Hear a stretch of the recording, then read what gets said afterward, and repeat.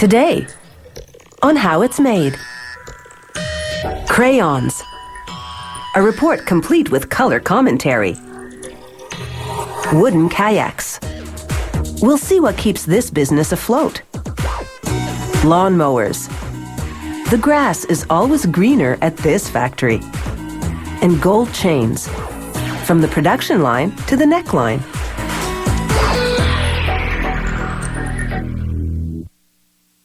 It's hard not to wax philosophical about crayons. The average North American kid uses 730 of them by the age of 10. An American chemical company invented crayons in 1903. It took the basic wax crayon it already made for marking crates and barrels and came up with a non-toxic version in different colors.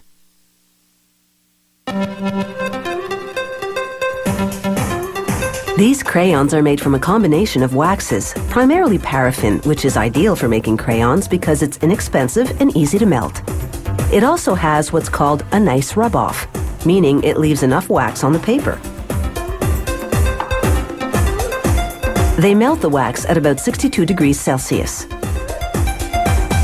Then add a secret powder to strengthen the crayon and act as a filler, boosting the number of crayons the wax will produce. They also add various synthetic chemicals. There's one to keep the wax from sticking to the mold, and a fatty acid called stearic acid to improve the rub-off. Now they tint the wax, in this case yellow and red, to produce orange crayons. This factory can produce 127 different colors. Every ingredient in the crayons is non-toxic. After adding more wax, they blend the mixture for about 45 minutes. Now they pump the wax into this device called a rotary machine. It first injects the wax into crayon-shaped molds.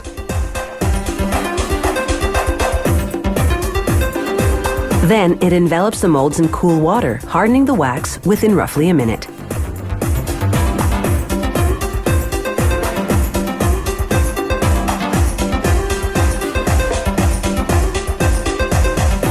As the molds continue along the circuit, a blade scrapes off the excess, which gets recycled.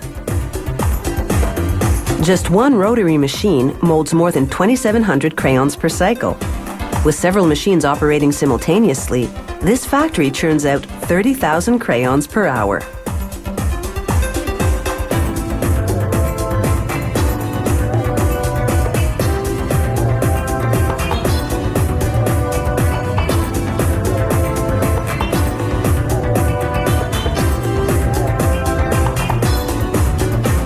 The machine ejects the crayons, and a conveyor transports them to the labeling machine. One by one, they drop into the grooves of a revolving drum. At the bottom left, a gluer coats the surface in between the grooves just before the crayons go in.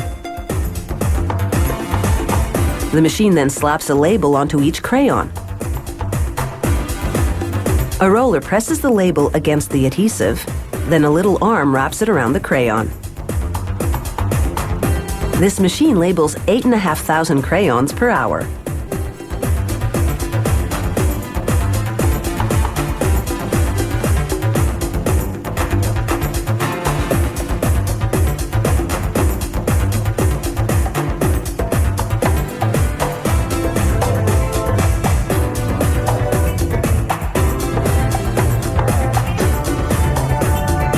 The crayons exit the labeling machine and land in a bulk box. Workers sort the crayons by color into the appropriate hoppers of the packing machine. The packaging line is entirely automated. The factory programs the machine to collect a certain number of crayons in specific colors according to the type of pack in production. Their best sellers are packs of 16 and 24. The packing machine is designed to handle the crayons gently. Occasionally, though, a crayon does crack or a label comes loose. When that happens, a sensor automatically stops the machine and a light goes on above the problem hopper. Workers clear the jam, then production resumes.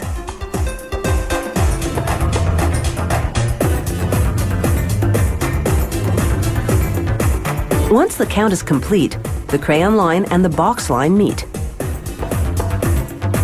A pushing device slides each set of crayons into a box. A built-in scale weighs every box. Should one be underweight, the machine automatically blows it off the conveyor belt.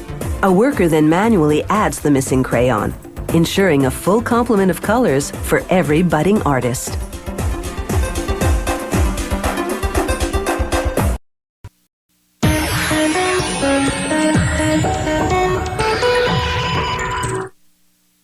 For thousands of years, Aboriginal people in the Arctic have used kayaks to hunt, and for good reasons.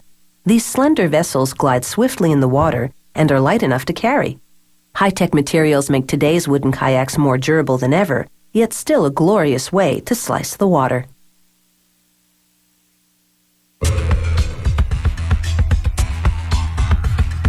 It starts with plywood made from okume, a rugged type of mahogany. A computer-guided routing machine cuts out the boat's various parts. One has finger joints that interlock with another piece to make one long strip. These panels will cover the sides of the vessel and most of the top. The planks are so thin, just 4 millimeters, that the entire kayak will weigh only 17 kilograms. Then there are bulkheads, end panels, footrests, and curved pieces to support the deck and sides.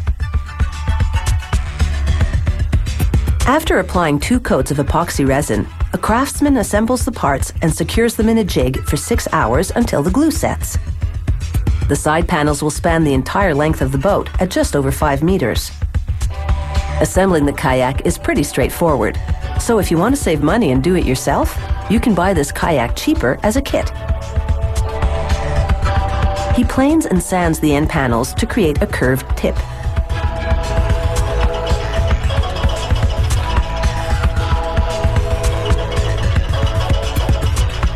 He drills small holes, spaced 12 centimeters apart along the edges of the bottom panels. Then he threads copper wire through the holes.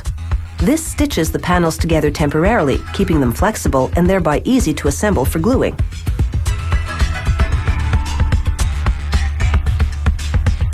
He places wooden pegs between the side panels to pry them open. Then joins those panels with 2 screws in the front and 2 in the back. At this stage, the kayak is upside down, so they add the bottom panels. He attaches them with copper wire because it won't stick to the resin he'll use to glue these parts together.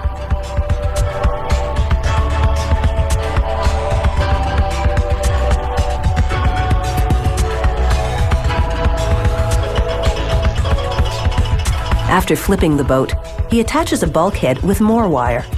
It's one of 2 separators that create stowage compartments. Using a putty knife as a gauge, he ensures the gaps at the seams are even. Then he flips the boat and coats the seams in resin. He lets it dry for 6 hours, just part of the 40 hours it takes to build the kayak. Before the glue hardens, he makes sure the top of the boat is level. This way he can adjust the pieces if he needs to. After removing the wire from the seams, he applies more resin to these areas. Over this, strips of fiberglass cloth to form a watertight seal. He'll also apply 3 more coats of resin throughout the inside of the kayak.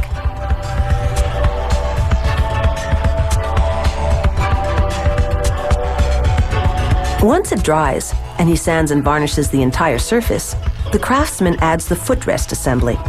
This one's got pivot pads with cables that control a rudder to help steer the boat. This is an optional feature. Otherwise, there's a simple foot brace and you just use your paddle to go with the flow.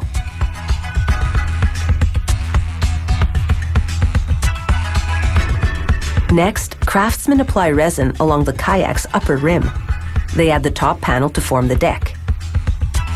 Then they wrap the entire boat in packing tape, which compresses the panels as the resin sets for 12 hours. These pieces form a raised rim around where the kayaker sits. A waterproof skirt fits under this rim, keeping the area dry in the water. The deck gets 2 coats of resin. An hour later, they spread fiberglass over the bottom to seal and protect the wood. The bottom then gets 3 coats of resin.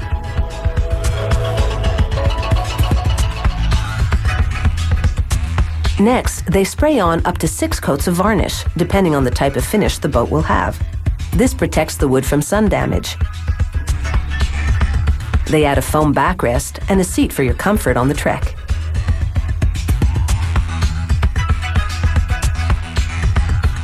And finally, flexible rubber straps. They're for securing your harpoon, or more likely, your paddle. Either way, you're in for quite a trip.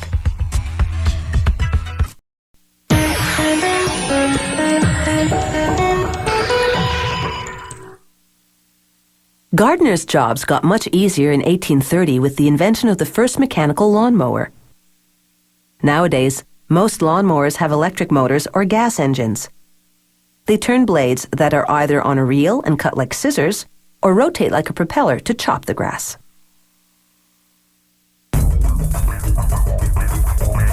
These gas mowers have rotary blades that spin horizontally on a vertical crankshaft.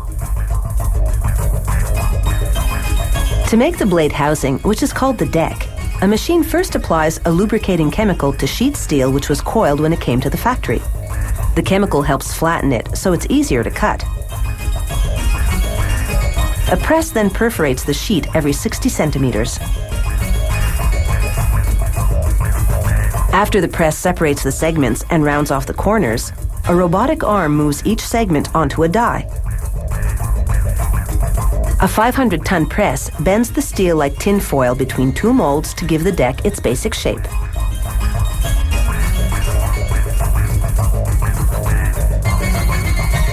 A robot lifts the oily decks with suction cups and moves them to another press.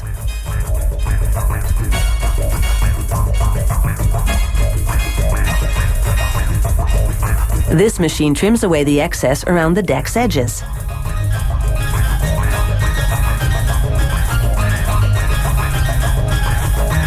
Another machine bends the sharp bottom lip inward to make the deck safer to handle. The factory uses robots because they work faster than humans, processing 500 decks an hour. After a thorough cleaning, the decks move into an electrostatic paint booth.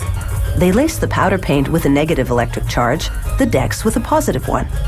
This draws the paint particles onto the decks, creating a thorough and even coat. The factory's 6 paint booths are on tracks, so when it's time to change color, workers can easily switch the entire chamber for a clean one. The paint cures at 190 degrees Celsius for 15 minutes. This press bends 2.5-meter long tubing to form the mower's upper handle.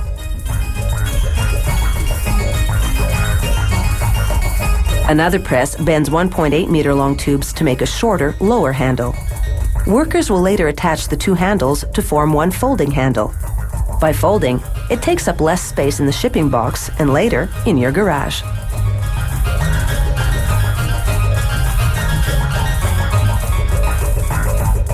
Here's the mower's 5-horsepower engine.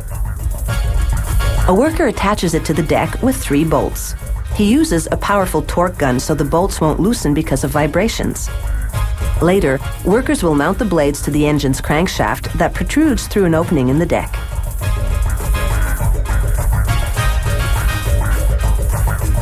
Next, workers install a plastic rear door through which the grass clippings eject.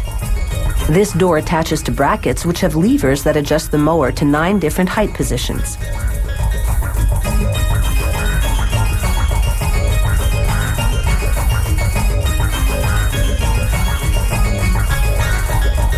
It's time to mount the plastic rear wheels.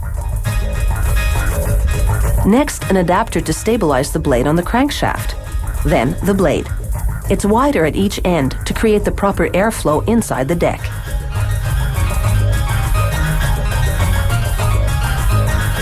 They secure the blade tightly with a powerful wrench because it's going to spin at 3,300 RPM.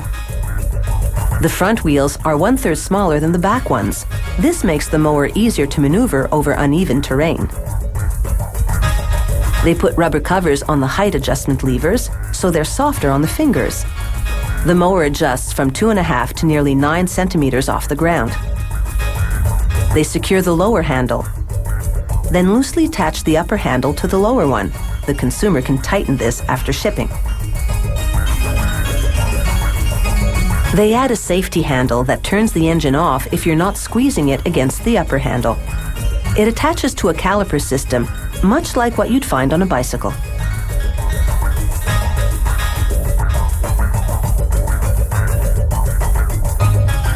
Finally, workers apply labels to indicate the mower's horsepower and width. Fill her up with gas, and she's ready to cut your lawn down to size.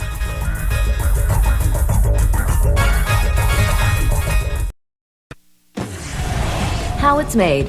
Brought to you by your local home hardware. Help is close to home.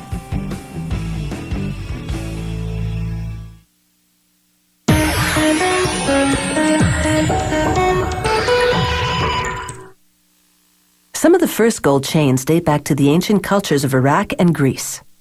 They were symbols of wealth, royalty, and the divine. Lucky for us, jewelers now make these personal treasures more affordable and more durable than ever. But you may be surprised to learn what they put in the gold to make it better.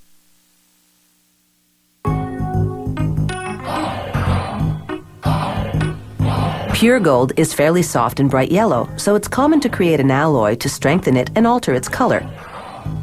Copper lends a reddish hue, and brass helps the alloy melt more quickly than gold and copper would alone. Depending on the ratio, adding these metals produces 14 or 18 karat gold. They melt the mix in a crucible at 1010 degrees Celsius.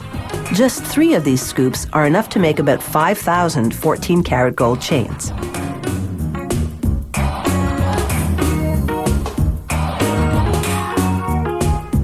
A worker pours the molten alloy into a casting machine. Water cools the metal to around 370 degrees Celsius, solidifying it. The metal passes through a round die, which shapes it into a golden rod that's nearly 2 meters long. After cutting the rod in half, workers pass it through what's called a breakdown mill. The machine reshapes the rod from round to square, so it'll be easier to stretch.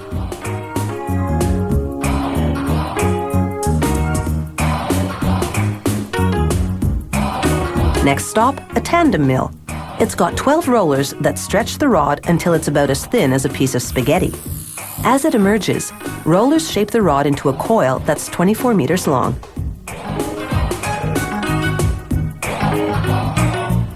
Workers soften the coiled metal in an oven.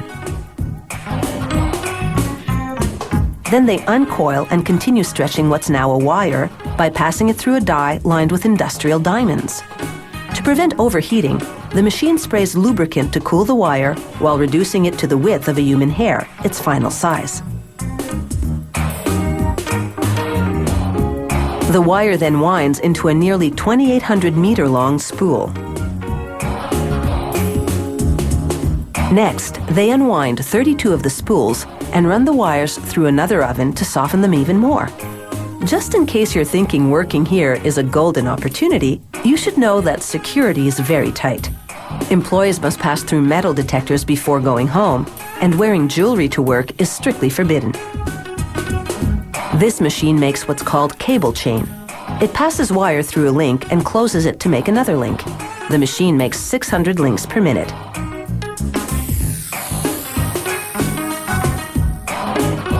Here, a worker does a random quality check.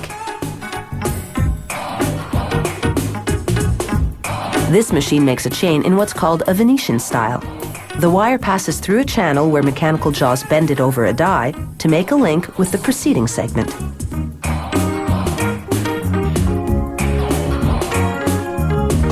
To make what's called a spider style, this machine passes a wire through up to 5 loops before closing the link.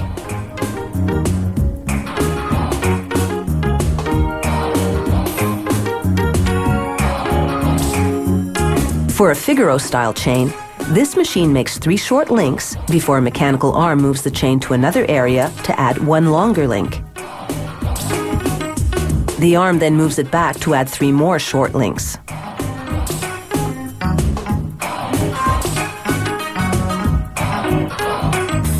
The simplest style is what's called a rope chain. To make it, this machine threads a wire through as many as 2 loops, then closes it to make another loop.